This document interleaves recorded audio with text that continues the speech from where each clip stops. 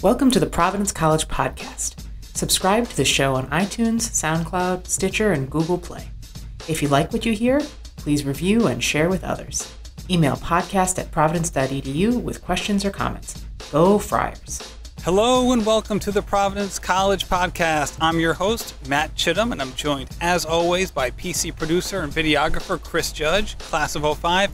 Here at the Providence College Podcast, it's our job to bring you interesting stories from inside the Friar family.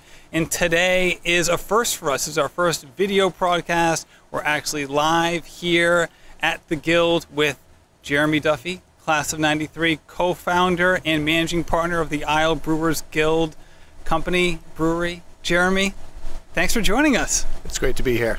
And thank you for coming to Pawtucket. No, this is great. No, we actually got here a little early. We were able to kind of walk around, and this place is fantastic. We're actually, as you mentioned, on a certain day, this would be kind of the beer garden area from a tasting perspective. Correct. So, our main mission is brewing beer, but we also have a retail component of it, and our tap room, and now the weather's still nice, is that we have a little bit of beer garden here, which is great. It's a great spot, and as you may be able to hear in the background or see in the background if you're watching the video part, this is an active brewery. Crazy sounds are coming, so if you hear anything in the background, that's what that is. And as we get into it, first of all, I'd love to dive into your background. You have a strong PC lineage that we can get into. But before we do that, what makes someone make a career shift? Mid-career, they're doing great, they have a great job, and then, you know what? I'm gonna found a brewery. What is that decision-making process like? It's a great question. It is a case where I spent most of my career in marketing communications. Starting at Providence College, while I was a political science major, I did almost have a second major working in sports marketing and sports information at Providence. I did it for 3 years, and I think I spent more hours there than anywhere else my senior year. And that followed out by continuing the sports marketing and the marketing communications field. But I think with that, I was working at an agency. Actually, I was partner, founded by my father, PC grad, and everything was great. The firm was doing wonders, but with marketing communication firms, it's all about the idea. And fortunately or unfortunately, I would say fortunately, this idea came up. And I couldn't let go of it. And it's just something that we just, I had to track down. And it got to the point where I was so loving what we were doing from a conceptual standpoint that I had to take the big move. And it was beer too, so it was a little bit easier decision. So you wanted to get into the idea of producing from the corporate perspective, making things versus just marketing for an outside company that brings you in? Yeah, so I think like anything, when you're analyzing ventures and market opportunities is, and hopefully come up with a big idea is we saw this amazing craft movement. It's something within craft beer. It's something I actually have always celebrated, even back at Providence College, which was, I deemed, the first wave of the craft movement in the United States, which was Sam Adams and Sierra Nevada and Anchor Steam and Harpoon were coming out with these unique beers and styles that, basically the country hadn't seen for 100 years. And it's just something that always attracted that, from that perspective. And when we saw what I deemed the second wave come, which has been over the last 8 years, and just the wonderful local products that were being produced, really high quality, American made, I was just so intrigued by this next great wave that some business ideas came up. And the original one with my partner, who had a lot more beer experience than me, he ran Stella Artois globally for marketing, was this market opportunity. We wanted to buy a brewery, but then we realized there were too many breweries out there at that time. At that time, there was 3,200, and which was equal to sort of the largest amount of breweries the United States had ever seen. And we kind of decided that's too many brands. To be able to get shelf space and sorry, I'll use the industry term, the share of throat, it's hard. It's a lot of work, a lot of money. So we kind of pivoted a little bit, and we just saw this unique partnership opportunity with the explosion of the craft beer industry, we saw sort of unique opportunities because a lot of these great breweries were having capital issues, they were having capacity issues, they were having human resource issues because they couldn't grow fast enough. And we saw this as a real opportunity to support that initiative. And how is the guild different than what you just mentioned? Yeah, it's fitting with that model of being a kind of quote unquote partnership brewery. Contract brewing, like many other industries of contract, has been around for a long time, but we've sort of flipped the model a little bit in the sense that we weren't going to do our own brand. We were here solely to support our partners. We have 7 partners right now, and we thought it was just paramount that we focused on them to take their sort of flagship brands and take them to the next level and provide sort of a large-scale craft manufacturing platform for them. So the partnership model is a little unique in the United States. There's probably one example right now. It's BrewHub. They have one in Florida. They're looking to build a second one in St. Louis. They're former AB guys, Anheuser-Busch guys. So it is a little bit unique, but thankfully it's been really embraced by the community. Originally it was a lot of if it's not made right in their home brew house, then how could it be theirs? But because of a lot of breweries, particularly West Coast breweries like Sierra Nevada, are building secondary facilities on the East Coast, it become much more acceptable. So it's really been embraced by our partners, by the brewing community, and more importantly by the customer, which is terrific to see. Absolutely. And you mentioned before you have 7 different partners that you're working with. Some of these brands I'm familiar with. So who are the breweries or brewers that you're working with right now? Yeah, absolutely. So we are working with 7 right now, and really, again, the concept is about scaling them, but also scope, and I'll get into that in a second. But the one that people really kind of resonates in Rhode Island is Narragansett Brewing Company, Narragansett Beer, and really bringing it back home to Rhode Island. It's funny. So I ran business development at my marketing communications firm, Duffy Shanley. But ironically, every time that there was an alcoholic beverage account, somehow they put me in the forefront. I like to say that was just they thought I had great insight. But it was a case where a Rhode Islander, Mark Hellendrung, Brown University graduate, grew up in East Providence, bought the brand back about 12 years ago, and Duffy and Shanley was fortunate enough to be the agency of record and really help him reestablish the brand, and I was the account lead, so it was just great to have that interconnection. They also happened to be our first partner. They came to Isle Brewers Guild and start brewing at the Guild, and they have an incredible history. 120 years old. They had a facility in Cranston that had 2,000 people employed at one point in the 1960s, and they had something like a 65% market share, which is unheard of. They produced more beer just in New England than Sam Adams does globally. So incredible numbers. They were also the beer of the Red Sox, so people remember that with the High Neighbor slogan. So they were our first partner. We are primarily focused on their craft portfolio. They're interesting. Their lager is sort of their flagship and well known nationally, but they've really made some unique craft beers, and that's our focus to produce here at this facility. Like the coffee and the Dells and. I brought in, I promise you I was not, well, I did have one, but I was not drinking before this. But right now in our packaging line, we're producing the Narragansett Autocrat Coffee Stout right now. It's being packaged. And so some of those iconics that they've really kind of established, which is fantastic. And then also I'm really hoping, and we're talking about this, the next 2.0 of the relationship is where every time a Rhode Islander has a lager, they know it's coming out of this facility, which is pretty exciting. They're a little bit unique to the model, as they have been a virtual brewer for the last 12 years. They've been 100% contract.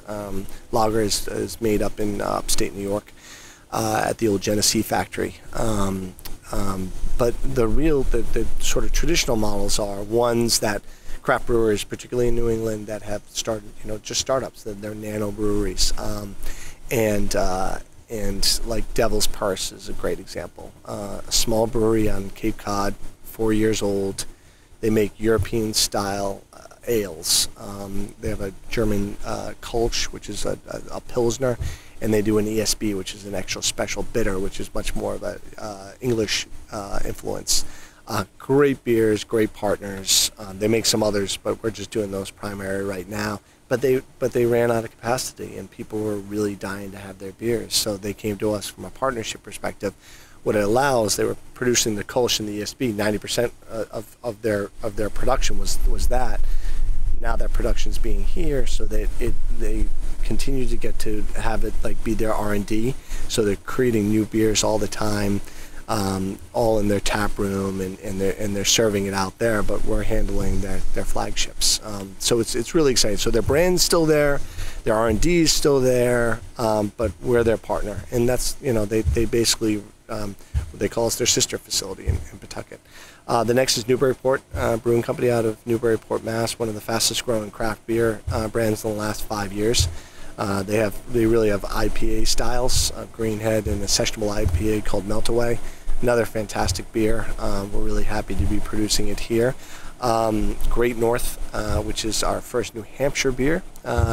And we are just doing one style because they have a flagship, which is their IPA, which is delicious. It's a West Coast style, and they're doing a phenomenal job with that. One of our other traditional sort of craft beer partners is organic, so we've become organic certified, which is great to continue to show our flexibility. We can't announce it yet, so they've just come on board. We are actually doing a test batch right now. We might have to do a little research for the podcast. Exactly. It's almost you have to. It's prerequisite. There you go. But they're making some fantastic beers. They're going to be doing a very well-known brand. So we're excited to have them. But then when we talk about scope, so one is we produced a malt base for Sons of Liberty, which is a distillery in southern Rhode Island. Who actually got named Craft Distillery of the Year by Whiskey Magazine. Mike Rapucci and his team are making incredible whiskeys right now. But how he does it is he takes a malt-based beer, essentially, and then he distills it for a year or so. So we're creating that malt base, and then we bring it down to totes down to his place, and he puts it in the barrels, and we make whiskey. So that's on the distilled side. On the sort of more alternative beverage side is we have something called Farmer Willie's, which is an alcoholic ginger beer. There is actually a Farmer Willie's. He's like a goat farmer on the Cape, which is really unique. But it was two actually Brown University students that thought they could commercialize it. I think it was essentially moonshine, and then but they brought it in and revamped the formula just a little bit, and it's absolutely on fire right now. People really enjoy it. It's gluten-free, low ABV. Very light and refreshing, particularly in the summertime. And then, if you like your dark and stormies, your Moscow mules, and I call it the double down. But it's interesting. So we're always doing such an incredible, vast, different beers here. It's always exciting. It's always exciting. It sounds like it, and at the same time, when you described the model, it sounds very common sense, right? That makes some craft beer is getting too big, they're becoming so popular, they needed that intermediate step before mass production, and who fills that gap. So I guess the logical question is, how come this wasn't happening before you started doing it? You said there's only one other place in the country. How come there was this market gap? Well, again, the contract had always been there, but the fact is of really supporting the brands is kind of new and refreshing. And I think that always comes with market opportunity when you have such an incredible growth. So the beer industry is about $100 billion a year industry. Domestically, it's been growing plus or minus 1% the last 10 years, but the craft beer segment has been growing on average about 12 to 13%, and really kind of cannibalizing the Anheuser-Busch, the Budweiser, Bud Light, Miller Lite, and Coors world. So I think that's why this world just sort of opened up as this opportunity, and kind of continued to look at innovation, right? So innovation is always critical in any business segment. And so I think we do have that very unique position in what we're trying to do, and we are a bridge. We are a bridge from either being always that secondary facility because our brewing partner doesn't want to take on that much, or maybe they want to build a brewery in 5 years, and we become that bridge, and we're more than happy. there's a really celebratory culture within the craft beer industry, and we're very much a part of that. So you obviously have a very strong passion, not only for this, but just the field itself. You're able to rattle these stats off at the higher levels, like you got the whole thing down, which is surprising for someone who is relatively new to the field, right? I mean, you started doing this a few years ago. Before that, you were at Duffy Shanley and doing a variety of different things. So what for you was the thought process of like, okay, my dad started this wonderful marketing firm. I have a place there. I can do great work there, interesting work. And then the other side of it, of branching out on your own and creating these different opportunities. I guess right from the start, what's that been like in terms of negotiating the two? Yeah, no, that's a great question. And, as I said, we did a tap takeover at McPhail's on Monday, and I did get to speak to a great group of seniors. And it got me thinking about this a little bit, about how, they're going from Providence College and my path. And really, I came out with two themes that were interesting. It was one, and it takes years of kind of reflection and kind of watching the pathways, but it really is based on two things: passion and really being into sort of a category and a segment that I really cared about. And then it was entrepreneurship. And how that occurred was, as I mentioned, I was very involved with sports marketing at Providence College. I really wanted to make that a career. Interestingly enough, my brother, who's now president of Duffy and Shanley, and myself, black sheep of the family, went to Georgetown, we never actually thought we'd be in the firm. We never saw it as a family generational play. And I wanted to do sports marketing, something I really cared about. But it was interesting. I always kind of played towards startup or entrepreneurial opportunities. I had an opportunity in Ireland where we did these, not only worked for the Irish Basketball Association, which does sound like an oxymoron, but it was a wonderful experience. And then it really translated into another opportunity, which was running the Belfast Scholar Athlete Games, which was an Olympic style sort of event, but it was really about conflict resolutions between Protestants and Catholics. So it kind of brought my political science plus sports together. And then it kind of ran into the opportunity of doing a startup sports marketing agency, and I was very fortunate to work with the legend Dave Gavitt, and Danny Gavitt, his son, was my partner. But it was still that entrepreneurial side of doing some really tough, really hard, to start a business like that. But it was something that we were really passionate about and we can get behind. And then ultimately what led me to Duffy and Shanley was Dan decided that he really missed collegiate athletics. He was actually an assistant coach under Rick Barnes at Providence College, and loved the campus and loved that, and grew up because of Dave and his college. His whole world was college basketball, and he wanted to get back into it, and had a great opportunity to become the athletic director at Bryant University, which ultimately a very good decision on the young man's part, is now he's running basketball operations for the NCAA. He runs March Madness, so I think he made a very good career choice on that. But for me, it was then deciding I had a great offer to work for a global sports marketing firm up in Boston, running a blue chip account. I think it was Verizon.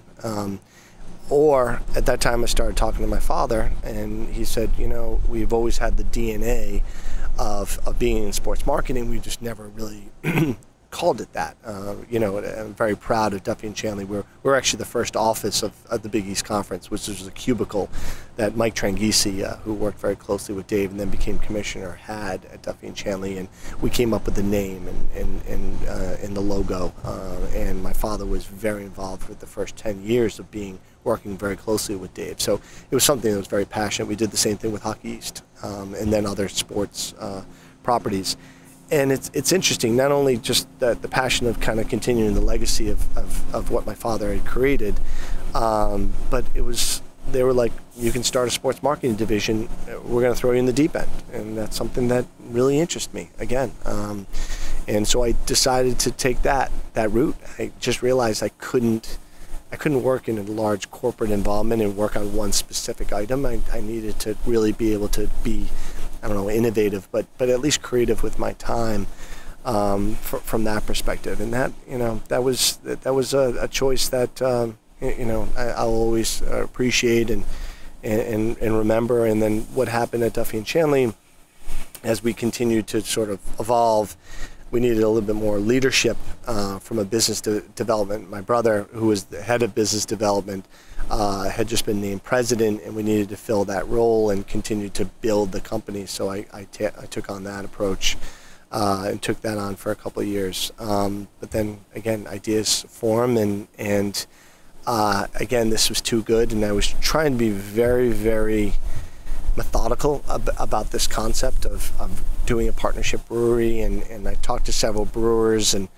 I was working with my partner who had come back from working at InBev, and we were just developing this concept as he was with another company as well, and then it just became too real that I had to give it a shot. And it was again that entrepreneurial and that passionate calling that said, okay, let's do this next move. And I think I also kind of hit a little bit of a sweet spot of 10 years ago.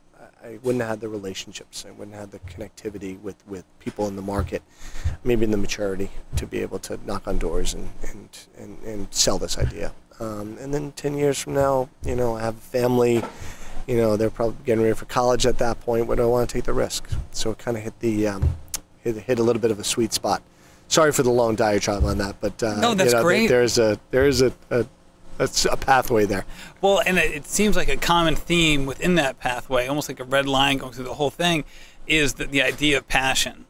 And I'd love to hear your perspective on that, because there's kind of two schools of thought. I was like, all right, like the pursue your passion type ethos that I feel like every year 95% of graduation speakers at high schools and colleges around the country are going to touch on. Yeah. And then you have the other aspect that I think Cal Newport is an author that's hot on it, who talks about, all right, don't pursue a passion per se, but dive into an area, and once you get good, you'll probably become passionate about it or an area in it, and then you can just kind of go from there and keep building on it. For you, what would you say about that, and why would you put such an importance on passion when defining your work and choosing other opportunities? Some of it is luck as well, in terms of I was in very stable environments to be able to take that leap of faith within the passion. The passion plays, and at the time my wife has a wonderful job, and there was some stability there, and I could take it. And not a lot of people have that as an option, right? Sometimes with career path and with children and busy lives, it's hard. You get onto a path, and it's a path that will get you to a really successful end goal, but it might not be your passion. I've just been one that, and it comes to every aspect of my life, is I'm driven by things that really interest me, and that I want to kind of explore deeper. And, we always use that benchmark, is that every time you wake up, you just want to be excited for the day. And I try to use that as the benchmark. That does not happen every day here, but it is a case where I think it's important. It's an important aspect. And I'm just also a firm believer is that if you're really all in and you're passionate about something, you're just going to do a better job. You're going to spend that extra hour. You're going to do the things that you need to do to get that done and be successful. So for me at least, it's just a really core element of what I'm about.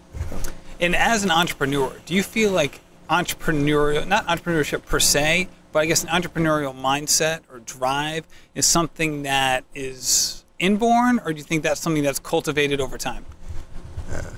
Nurture. I guess let's look at you first. Right? Let's look at you first, and then kind of extrapolate out. No, it's a great question. I know. I think there are people, and it's very funny. I almost feel like I am risk adverse, but clearly that's not the case. I mean, I feel that I'm.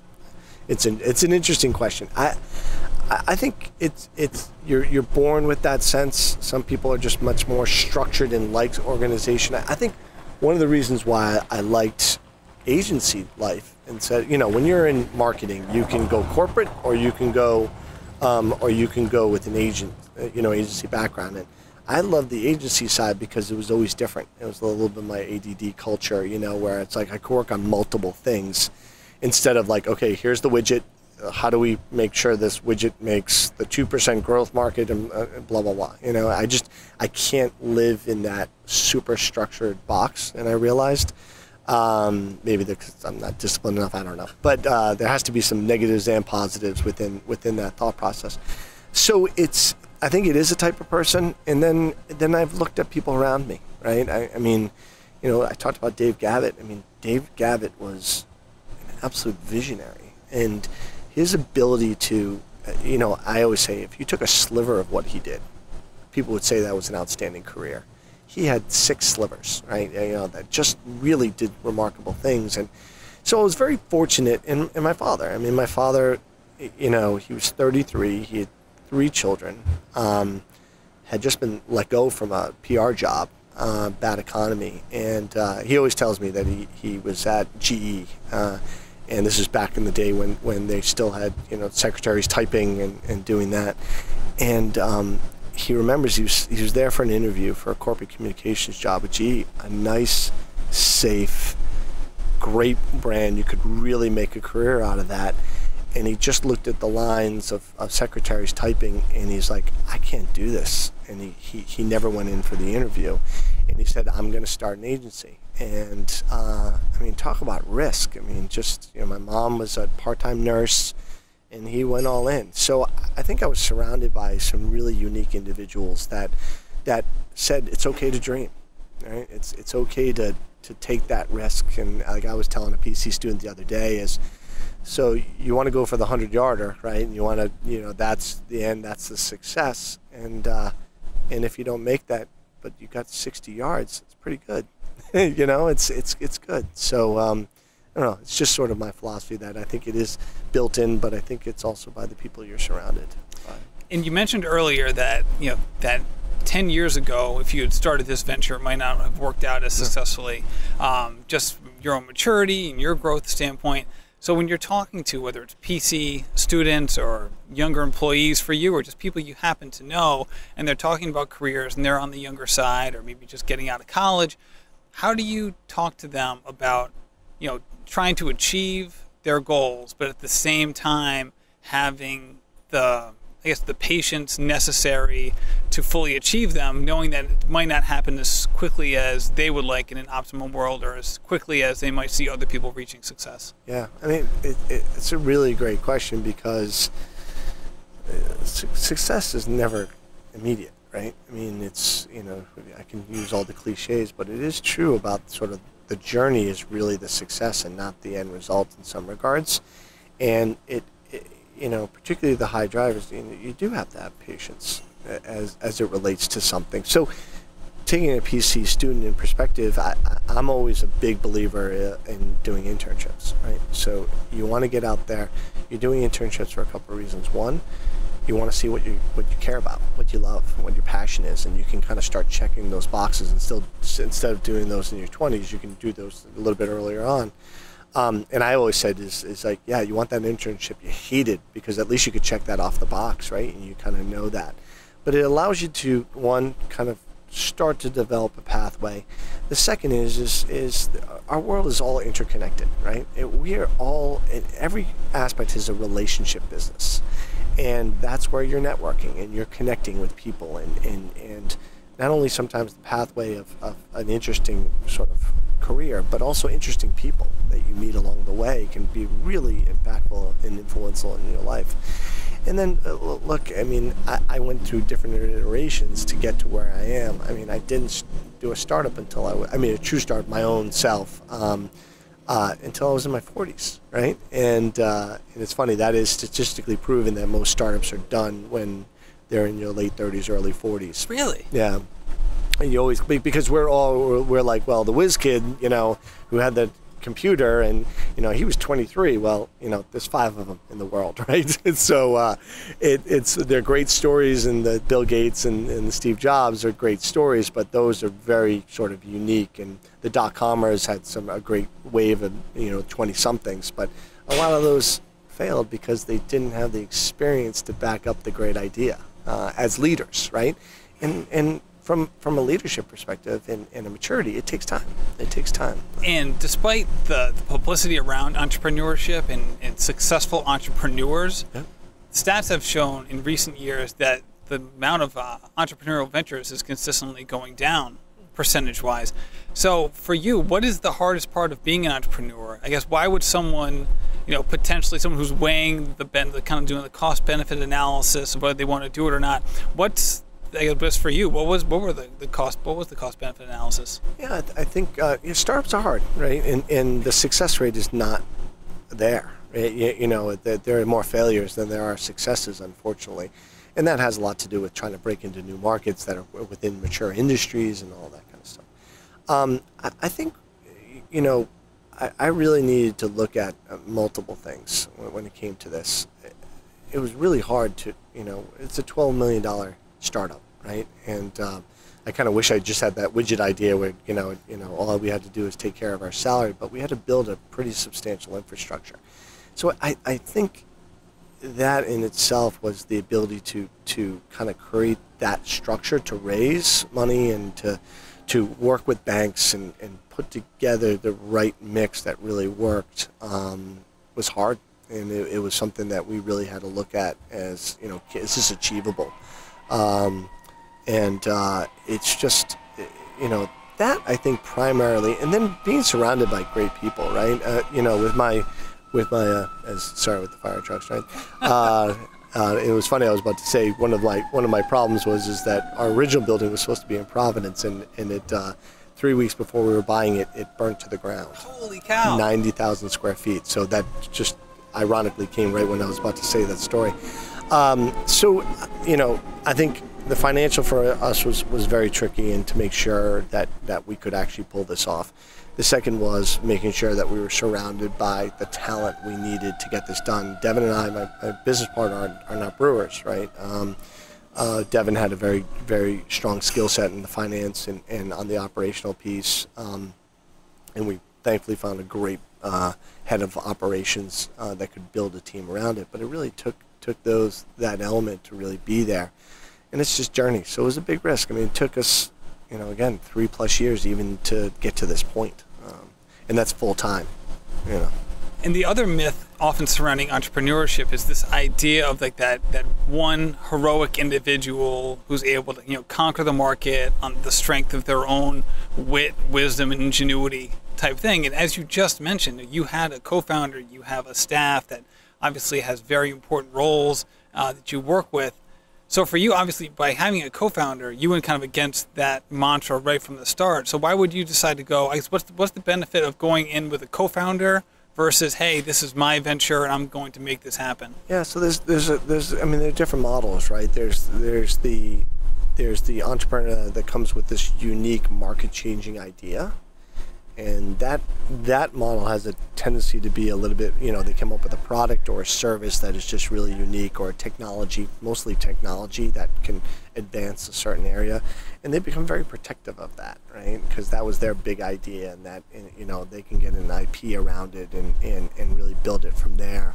And there are a lot of lone wolf entrepreneurs, and I would say most true entrepreneurs are lone wolves. For us, is we're coming into a very mature market in some regards. Beer's been around for hundreds of years, and we were building really a manufacturing play. So it definitely took a lot more people to be involved. I know for a fact that if Devin wasn't part of this venture, it wouldn't have got done. And he would say the same thing. We kind of worked very well with each other in terms of building that. And then you have to be good managers. I mean, one of the reasons that you talk about a little bit of phase 2, why entrepreneurs fail, is they're lone wolves. They don't know how to work with people, and they don't know how to build, structures around them. And that's usually around human resource. And so our job was to bring great people to the table. Thankfully, we did that from a brewing and a packaging perspective, and we can take care of all the other stuff. But critical. That's a great point. The CEO, I don't know if it's the CEO, but the head of Y Combinator, which is the famous startup incubator out in Silicon Valley, has said that they're much more likely to take a startup and put it in that incubator if it's a co-founder situation, as opposed to the lone wolf. And people are like, oh, that's so interesting. Why is that? And they said, for exactly the same reason that you just mentioned, is that once they reach a certain level, those people are going to have to work with a board of directors or advisors, and just that human interaction of saying, hey, this isn't going to be, if you're going to be, successful at the highest level, it will not be an authoritarian venture by necessarily, it's not as if this is just a private company, you're venture backed, so you're going to have partners on some level. And the lone wolf model, while they don't exclude them, they're less likely to take them for that exact reason. Yeah, and there's a lot more pushback on that. I could totally see that. And and entrepreneurs with big ideas and really, really smart people have a tendency to think they're the smartest guy in the room or smartest person in the room. And my philosophy is, if you think you're the smartest person in the room, leave that room immediately, because you want to surround yourself by great people. And so that's exactly it. So and again, I think that might have come with more years of corporate experience. It's funny, Devin came from a very corporate background in InBev, and he'll use phrases. I'm like, that's great business. That's awesome for business school, right? Because I'm still a little bit more. I always worked at smaller companies, and love the kind of flexibility a little bit more like that. But that's where it kind of works together, and it really is a checks and balances, and we have a great relationship. But it's hard sometimes, because you got to make sure you're making, you feel strongly about something, but there's the checks and balances, and you really. What I found, thankfully, is we have a tendency to come to a better conclusion, or a better idea after having that conversation from that perspective. So long term, what are the goals surrounding the company? Is it more of like, all right, make sure that the beers that come out of here are the most profitable in their market segment, and do everything we can to get there? Or is it more of like, hey, let's scale this, see if we can move it to other cities or bigger, bigger buildings and things like that? Yeah, so it's multiple things in different stages. If I look back at the old business plan, I chuckle a little bit. So I think for operations to continue to create efficiencies and the best possible product that we can make is paramount, right? You live and die by what comes out of here from a brewing perspective. And to grow that business. Right now we have a 150,000 barrel brew house, right? It's a 100 barrel system, but you can do 150,000 barrels a year. We will do over 20,000 this year, so our ability to kind of grow and get to that level to maximize this facility is critical. Not critical, but it's something that we have a long runway when it comes to that. So it's a case in which that would be on the production side. On the campus side is we have 131,000 square feet, and I have a dream goal of kind of building it into a food and beverage, campus. And I'm working very hard on that, not only from a sort of Isle Brewers owned, but also bringing some great restaurants and great manufacturers to the table. So really put a spotlight on the guild.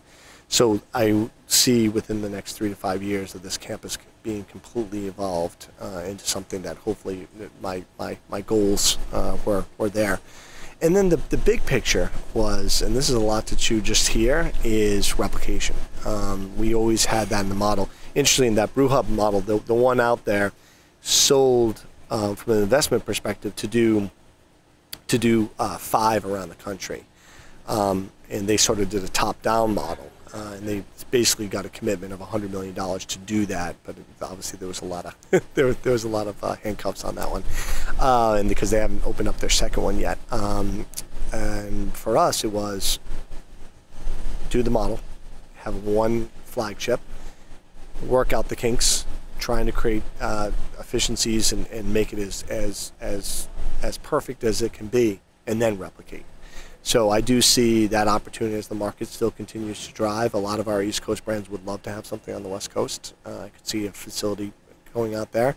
But again, that's dreamscaping, and it's within our model and what we could do, but we're just not there to even have that 2.0 conversation. Well, I really appreciate the time. This has been absolutely fantastic and definitely a fascinating conversation. But before we get going, I'd be remiss if I didn't remind people that we are sitting outside the tap room. So is there anything you want to say to any PC students who might be listening? Perfect. Yes. So again, the primary mission here is that we're a brewery. We're a brewing manufacturing, but we absolutely have a tap room and our ability to have people come and taste our wonderful product. So our tap room hours right now are Thursday through Sunday, Thursday and Friday from 4 to 10, Saturday from noon to 9, and then Sunday noon to 6. And on Fridays and Saturdays we have food trucks and music, and we've been getting great crowds. I think since we opened up the tap room in May, we've had over 10,000 visitors. So it's been pretty cool. So come on out. We celebrate Friars, say hello, and probably buy you a pint. There you go. Hey, that's great. And we're at 461 Main Street here in Pawtucket, just off the School Street exit off 95. Jeremy, thank you so much for joining us. Thank you.